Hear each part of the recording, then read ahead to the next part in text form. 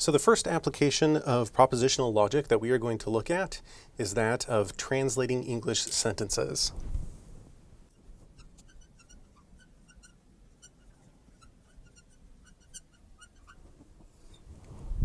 And this material is covered in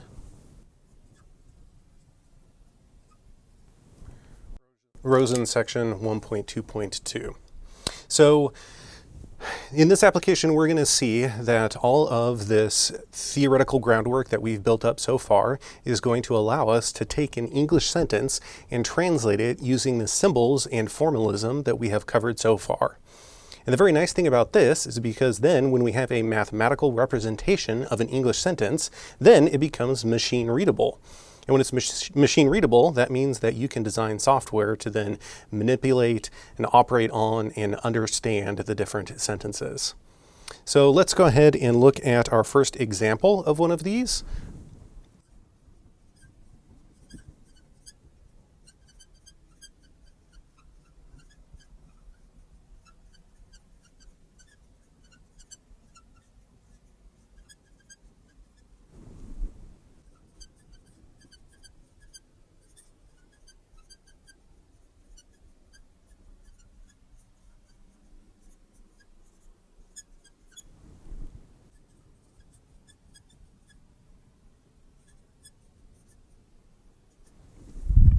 So here we have our English sentence. You can access a computer science and engineering server from off campus only when you activate the CSE, Virtual Private Network, or VPN, and complete two-factor authentication right here. So if you've ever actually tried to access one of the CSE servers from off campus, you know that this is definitely a true statement right here. You need to both activate the VPN and complete your two-factor authentication. So let's go ahead and see if we can't translate this into propositional logic. So to be able to do that, I'm going to have to define a couple of propositional variables and find the logical connectives to be able to bring them together and represent this statement right here. And so first off, one thing that I should do is I should look for different sort of indicators or keywords here that will give me an idea of how to define my different propositional variables and what the logical operators are going to be. So for example, I see this only when right here. And this only when, if you remember back when we were talking about implication and the dozens of different ways to think about it, only when is a keyword making you recall that you're talking about implication. I also see an and right here, and that's definitely going to be able to be represented as a logical connective and. And then between these different keywords over here, that gives me an indication of what my propositional variables are going to be. So first off, I have accessing a CSE server from off campus, activating the CSE VPN, and completing two-factor authentication. So that suggests that we're going to have three propositional variables to define right here. So let's go ahead and do that.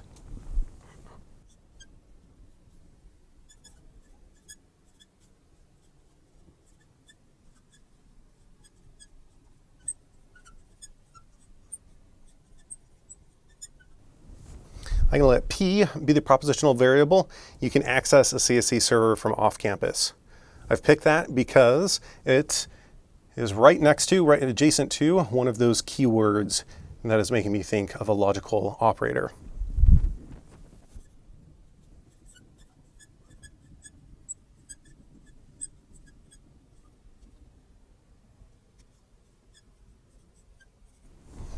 And again, you activate the CSE VPN that falls between a couple of these keywords right here. So I'm going to make that a propositional variable Q right here.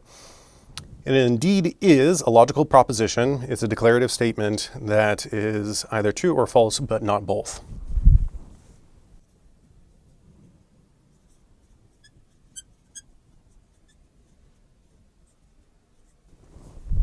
And then lastly, we have you complete two-factor authentication. So now what we want to do is use these propositional variables here to represent this English sentence. So if I were to do this, then this English sentence would read in the following fashion. So this thing would then read or translate to the following. So I remember this only when right here. That only when means that your implication is pointing in the other direction.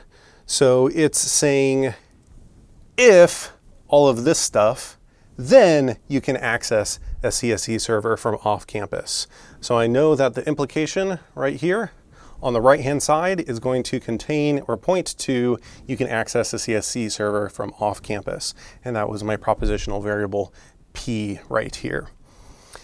And then the hypothesis of this, and that's what comes after the only when right here, is a compound proposition consisting of activating a VPN and completing two-factor authentication. And in that case, I'm going to be using my variables Q and R to be able to do this. So in that case, I'm going to get Q and R. And here we go. We have been able to represent this English statement right here as a compound propositional statement. And the nice thing is, because of the bunch of different ways that we can represent this little implication right here, it gives us a bunch of alternate ways that we could translate this sentence right here. So a different way and completely logically equivalent way to say this English sentence would be, if you both activate the CSE VPN and complete two-factor authentication, then you can access a CSE server from off campus. It's completely logically equivalent to this statement right here, just a different way to read it. Now, let's go ahead and look at our next example. This example is going to be a bit of a simpler one.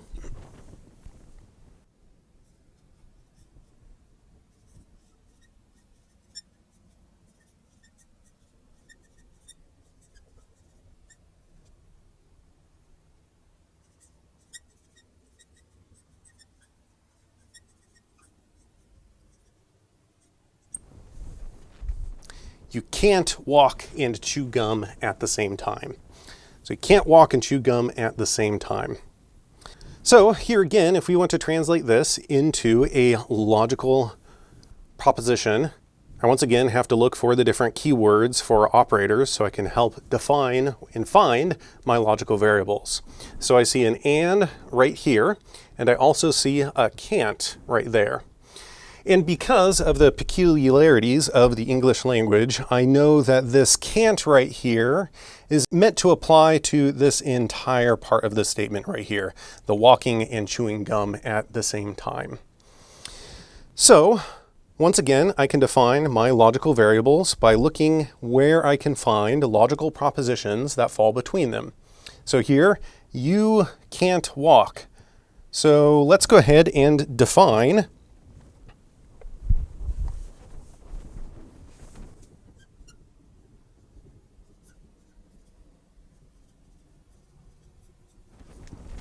P to be the logical proposition, you can walk. And this second part, chewing gum, suggests that we should define a propositional variable as follows.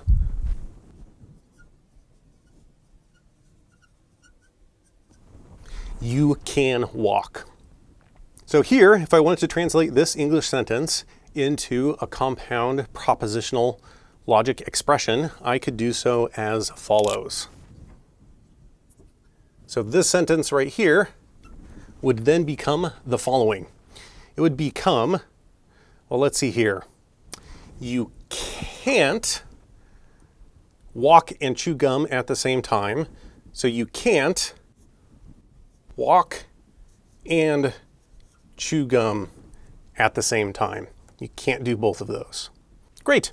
So we've been able to find for ourselves a logical expression that represents this English statement right here. And you might be thinking, this seems like a really trivial application.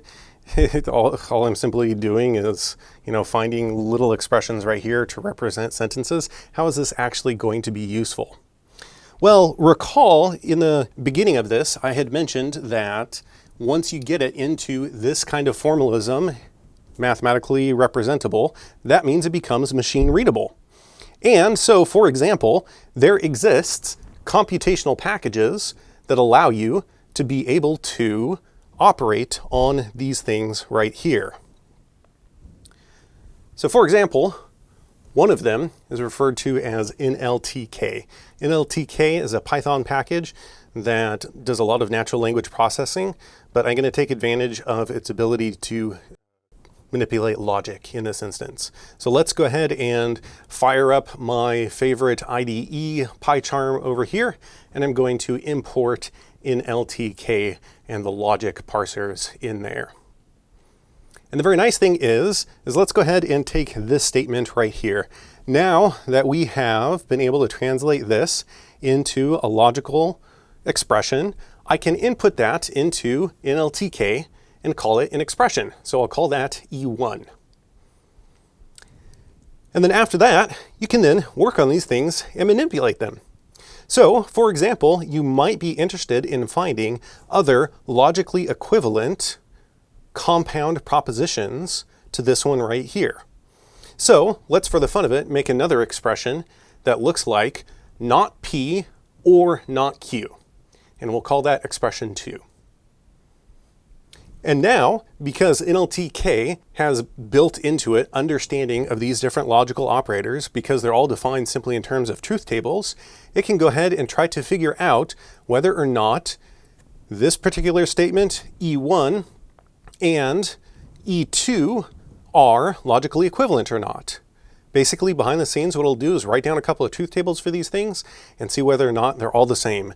Exactly our previous definition of logical equivalence. So we can go ahead and do that, evaluate it, see if they're equivalent, and yes, indeed, they are equivalent. So this is not just merely a trivial exercise, but it gives you a lot of power to be able to take long English sentences, put them into a format that becomes then machine readable and allows you to manipulate them, prove statements about them, etc. So it's very useful for automated theorem proving, and this whole idea of translating sentences is going to come back many times in the subsequent examples and applications that we are going to look at.